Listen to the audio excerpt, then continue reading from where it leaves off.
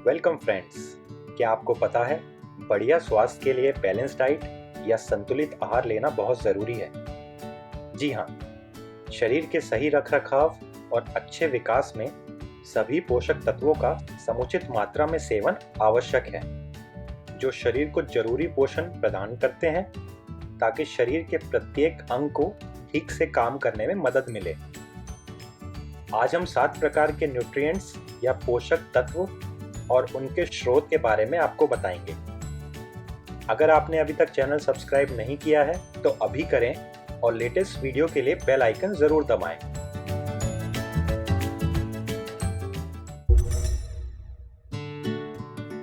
पोषक तत्वों को शरीर में जरूरत के हिसाब से मैक्रो न्यूट्रिएंट्स में जैसे कार्बोहाइड्रेट्स, फैट्स या प्रोटीन जिनकी ज़्यादा मात्रा में शरीर को ज़रूरत पड़ती है, और माइक्रो न्यूट्रिएंट्स में जैसे विटामिन और मिनरल्स जिनकी कम मात्रा में ज़रूरत होती है, बांटा गया है। इन तत्वों का वर्गीकरण रासायनिक संरचना, पौष्टिक गुण और पोषक क्षमताओं के आधार पर किया गया है। तो चलिए पोषक तत्वों के प्रकार के बारे में बात करते हैं, साथ बात करते हैं।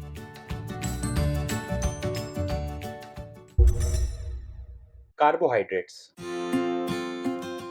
कार्बोहाइड्रेट्स शरीर में ऊर्जा का मुख्य स्रोत हैं और निरंतर नई ऊर्जा का उत्पादन और संचार करने में मदद करते हैं ताकि शरीर और दिमाग ठीक से काम कर सके।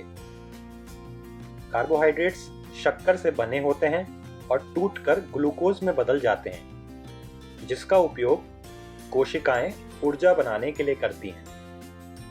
इसका काम शरीर को ऊर्जा के लिए प्रोटीन को तोड़ने से रोकना होता है ताकि मसल्स या मांसपेशियों का नुकसान ना हो। कॉम्प्लेक्स कार्बोहाइड्रेट्स जैसे साबुत अनाज और रेशेदार फल और सब्जियां स्वास्थ्य के लिए ज़्यादा अच्छे होते हैं शक्कर युक्त कार्बोहाइड्रेट जैसे मिठाई या केक से। संतुलित आहार में 50 से 60% कार्बोहाइड्रेट्स लेना चाहिए, जो गेहूं, चावल, दाल और इनके प्रकार या कंदमूल जैसे आलू और शकरकंद से मिल सकता है। इसका सेवन अधिक मात्रा में करने से मोटापा और मधुमेह जैसे रोग होने का खतरा रहता है। फैट्स या वसा। वसा शरीर में ऊर्जा का उत्पादन करने के अलावा विटामिन और मिनरल को सोखने या अवशोषण में, कोशिकाओं के निर्माण में और तापमान संतुलित करने में मदद करता है। यह शरीर के सभी महत्वपूर्ण अंगों को इंसुलेशन देकर सुरक्षित रखता है। शरीर कार्बोहाइड्रेट्स के अभाव में वसा से ऊर्जा बनाता है और बची हुई अतिरिक्त कैलोरीज को वसा के रूप में ही इकट्ठा करता रहता है। संतुलित आहार में 20 से 30% वसा लेना चाहिए, जहां वनस्पति जैसे सरसों, मूंगफली, जैतून का तेल, मेवे और मछली में वसा, जिसे सैचुरेटेड फैट्स कहा जाता है, दिल के लिए अच्छा होता है और हृदय रोग से बचाता है।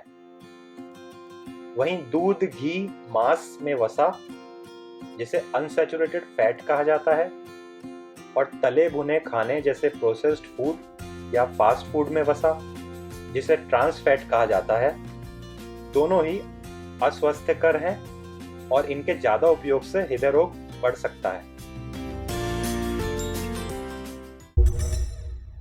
प्रोटीन्स।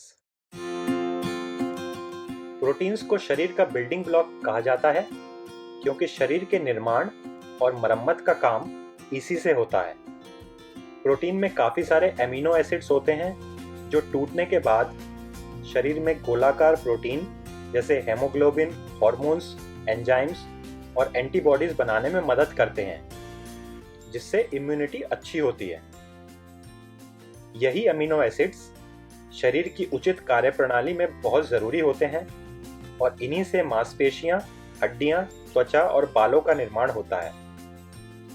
संतुलित आहार में 10 से 20% प्रोटीन लेना चाहिए, जो मांस, मछली, अंडे या दूध में मौजूद पशु प्रोटीन, जिसमें सारे जरूरी एमिनो एसिड होते हैं, और सोयाबीन, मूंगफली, दाल, बादाम या मेवों में मौजूद वनस्पति प्रोटीन से मिल सकता है। अगर शरीर में पर्याप्त प्रोटीन ना हो तो बीमार होने की संभावना बढ़ जाती है और ठीक होने में भी ज्यादा समय लगता है। विटामिन्स। विटामिन्स शरीर को स्वस्थ और निरोगी बनाने के लिए जरूरी होता है। इनमें विटामिन ए, सी, डी, ई और बी सबसे महत्वपूर्ण है, जिसमें से विटामिन ए, सी और ई एंटीऑक्सीडेंट्स के अच्छे स्रोत होते हैं जो शरीर को संक्रमण से बचाते हैं। त्वचा और आंखों के लिए जरूरी विटामिन ए गाजर, शकरकंद या पालक से ले सकते हैं। हड्डी और मांसपेशियों की मजबूती और इम्यूनिटी के लिए जरूरी विटामिन सी खट्टे फल, पपीता या शिमला मिर्च से लिया जा सकता है। और नर्वस सिस्टम के लिए जरूरी विटामिन बी दूध, अंडे या हरी सब्जियों से ले सकते हैं। प्रत्येक विटामिन उचित मात्रा में ना मिलने से स्वास्थ्य समस्याएं और बीमारियों की संभावना बढ़ जाती है। इसलिए इसके लिए मल्टीविटामिन्स की खुराक ली जा सकती है या भिन्न भिन्न प्रकार के भोजन का सेवन कर सभी विटामिन्स की पूर्ति कर सकते हैं। मिनरल्स या खनिज। खनिज भी विटामिन्स की तरह ही शरीर को स्वस्थ रखने और अंगों का विकास करने का काम करते हैं। शरीर में कई प्रकार के खनिज की जरूरत रहती है, जिनमें sodium, iron, calcium, potassium, magnesium, zinc और फास्फोरस प्रमुख हैं और जिनकी कमी से शरीर में समस्याएं हो सकती हैं। स्वस्थ हड्डी और दांत, मांसपेशियों और तंत्रिकाओं की उचित कार्यप्रणाली के लिए जरूरी कैल्शियम डेयरी उत्पाद, मछली या पत्तेदार हरी सब्जियों से लिया जा सकता है। नसों और मांसपेशियों के लिए जरूरी सोडियम नमक, सब्जी या मांस से ले सकते हैं। और शरीर की इम्यूनिटी बढ़ाने और घाव भरने के लिए जरूरी जिंक मांस, साबुत अनाज और सब्जियों से लिया जा सकता है।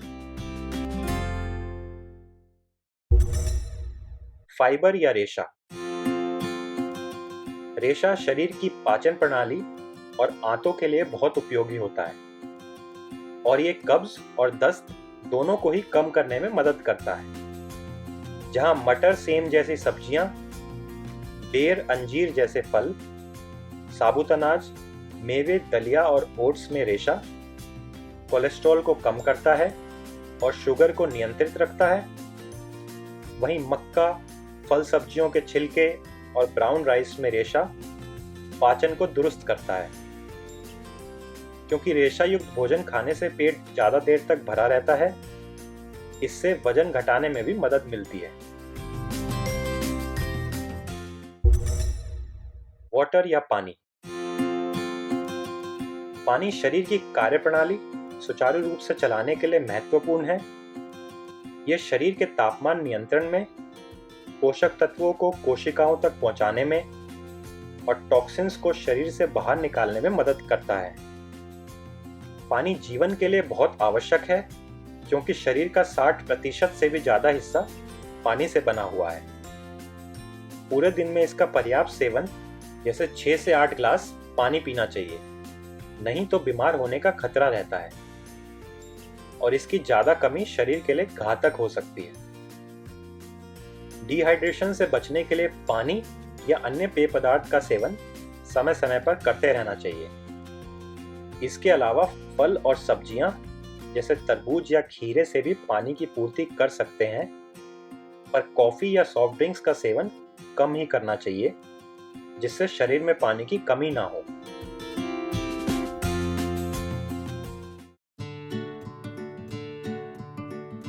देखा जाए तो कार्बोहाइड्रेट्स, फैट और प्रोटीन शरीर में ऊर्जा के उत्पादन के लिए जरूरी हैं।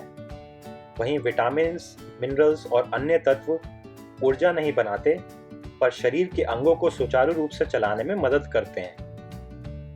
विशेष रूप से साबुत अनाज और पत्तेदार हरी सब्जियों में बहुत पोषक गुण होते हैं और इनमें नाना प्रकार के पौष्टिक तत्व मिलते हैं। तो दोस्तों, ध्यान देने वाली बात यह है कि सही भोजन को सही मात्रा में खाने के साथ साथ सही अनुपात में भी लेना चाहिए। संतुलित आहार के बारे में आप अपने विचार कमेंट सेक्शन में ज़रूर बताएं। तो फिर मिलेंगे अगले वीडियो में नए टॉपिक के साथ। तब तक आप इस वीडियो को ज़्यादा से ज़्यादा शेयर करें और लोगों तक पहुंचाएं।